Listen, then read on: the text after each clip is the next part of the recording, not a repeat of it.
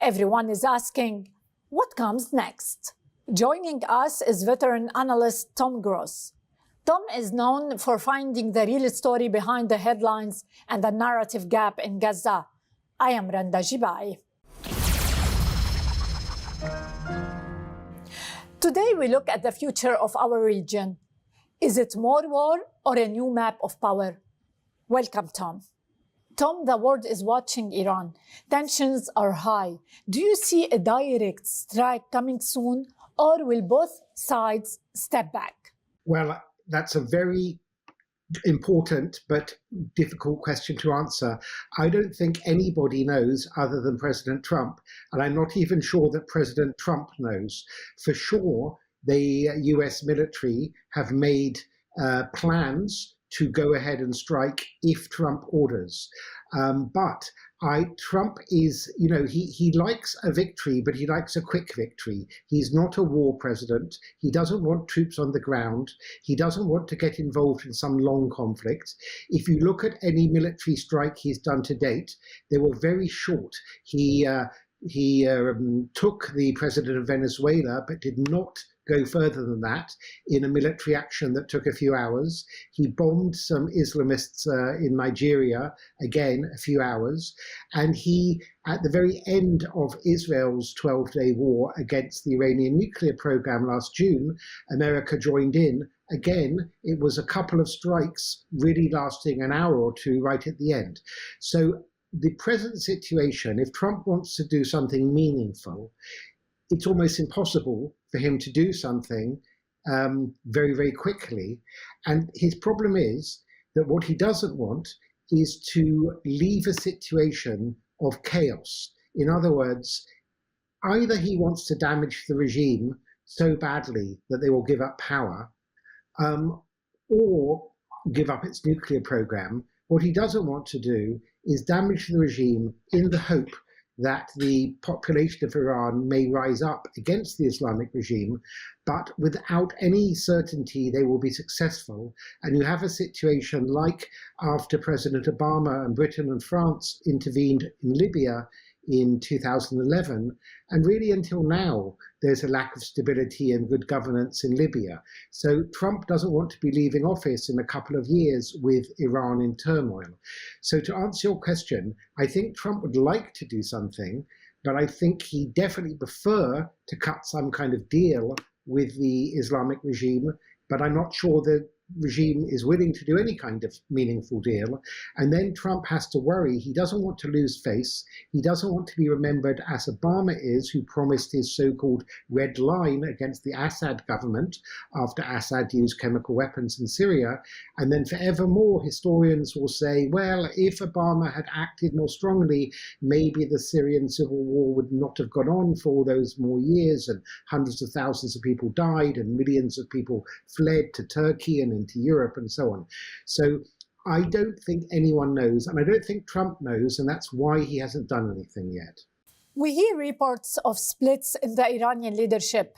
Is the regime starting to crack, or is it stronger than it looks? Well, I have no doubt that the Iranian regime will not last forever, and in fact it won't last that much longer.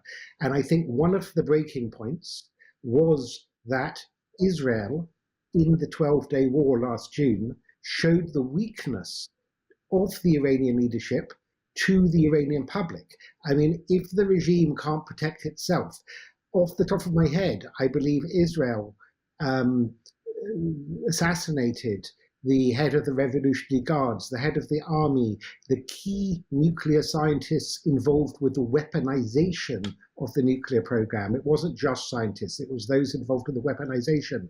Pinpoint accuracy, very few civilian casualties in doing so, incredible intelligence. And Israel is a small country, Iran is about 10 times bigger population, much bigger area. So I think this was probably a humiliation for the leadership, and it also showed the population who oppose those parts of the population of Iran that oppose the regime, and I think it's a clear majority, it shows that the Islamic regime is not quite as strong as it pretends to be. So I don't think the Islamic regime is going to last. But there's a question here, because other countries that got rid of terrible political systems, there was a clear leader in waiting. For example, in South Africa, Nelson Mandela; in the Czechoslovakia, Václav Havel, and there are other cases. Now, there is the Crown Prince, Pahlavi, but the Iranian opposition are very, very divided over Pahlavi, and without naming which station, an Iranian opposition station, there was a fist fight, a punch-up between journalists a few days ago, between people who support the restoration of the monarchy and people who are against the regime, but they're against the monarchy. So even if the regime collapses, that doesn't necessarily mean we're going to have a stable government. You have another situation like we have in Syria, where the Assad regime fell very quickly at the end, but Hurra, the present president, he had a military force behind him, and he had a big country, Turkey, sort of aiding him from behind, and that made it much more possible for him to take over. It's not clear without some military backup if protesters in Iran can take over. So, final thing I'll say on this, the most likely immediate regime change, I regret to say, would be somebody within the Revolutionary Guards taking over in a coup, but not necessarily becoming a, let's say, for people who remember Mikhail Gorbachev, he was a reform communist within the Soviet Union. He came to power, but then he kind of he put the Soviet Union out of existence. So you could have some general takeover in Iran, and that general could become, I don't know, like Ataturk in Turkey, somebody who sort of modernizes the country, brings it into the West, and tries to move it towards democracy. But equally, you could have some general in the Revolutionary Guards who's going to be an absolutely ruthless dictator take over. Would the Iranian people ever accept a government led by the Revolutionary Guard? Oh, absolutely. The population, the ones who have been protesting against the Islamic regime, will absolutely not accept some Revolutionary Guards regime that's hardly any different. It just has a different head. The problem is that in countries where the regime has money and weapons and is ruthless and is willing to kill, as we have seen in the last weeks in Iran, it is incredibly difficult to overthrow such a regime without some foreign intervention, and doing it from the air, okay, is probably not enough. Airstrikes can damage the regime. So if Trump does a lot of airstrikes, he can severely damage the regime. But we're talking about 200,000 or 300,000 Revolutionary Guards. So they'll be replaced. It's not enough just to use airstrikes, and there is no appetite at all. There is no chance at all that Trump wants to put any kind of troops on the ground, and nor does any other country.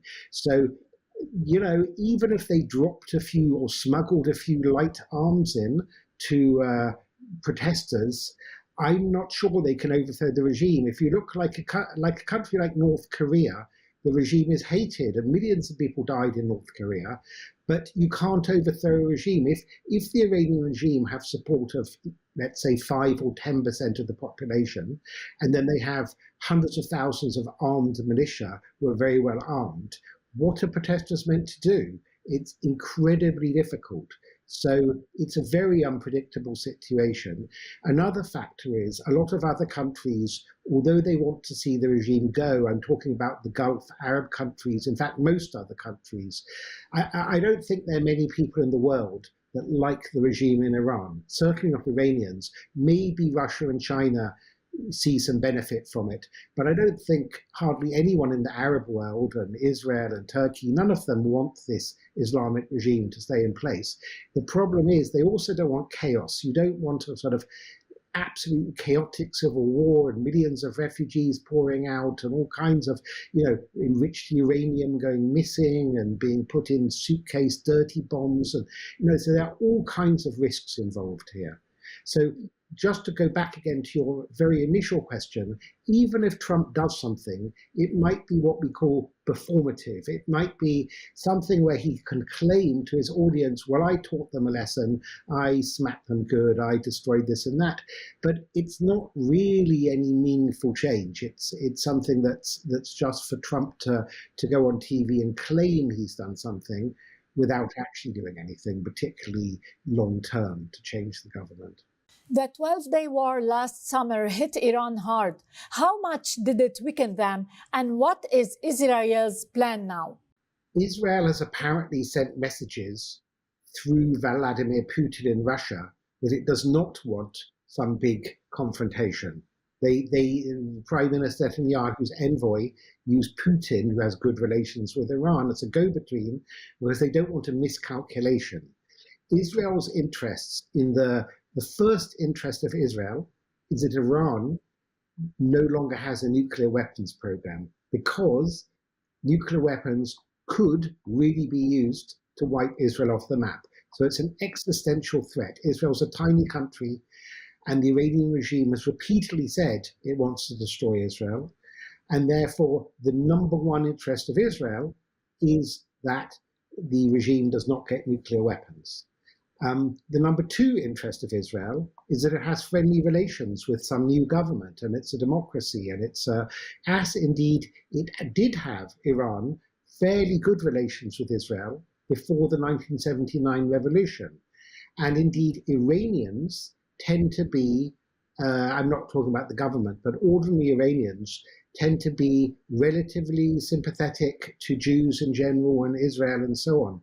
So I'm sure Israel would like a new government, but Israel doesn't seek some all-out war, if only because Israel's kind of exhausted. As everybody knows, there's been 2.5 years of war with Hamas in Gaza, with Hezbollah in Lebanon, with the Houthis in Yemen, and various other strikes. And the population of Israel is exhausted. And there's no real benefit for Israel to have an all-out war. Having said that, if Israel is asked by the United States to somehow assist quietly behind the scenes because they've got very good intelligence and so on, I'm sure they will assist the United States in, targeting or finding opposition members. Maybe Israel knows people within the Revolutionary Guards. It's possible that there are people inside the Revolutionary Guards working with Israel in order to overthrow their own government. So I'm sure Israel will share intelligence with the United States, but I don't believe Israel wants to take any kind of lead in a conflict at all. Israel wanted to set back the nuclear program, and it did last summer. What about the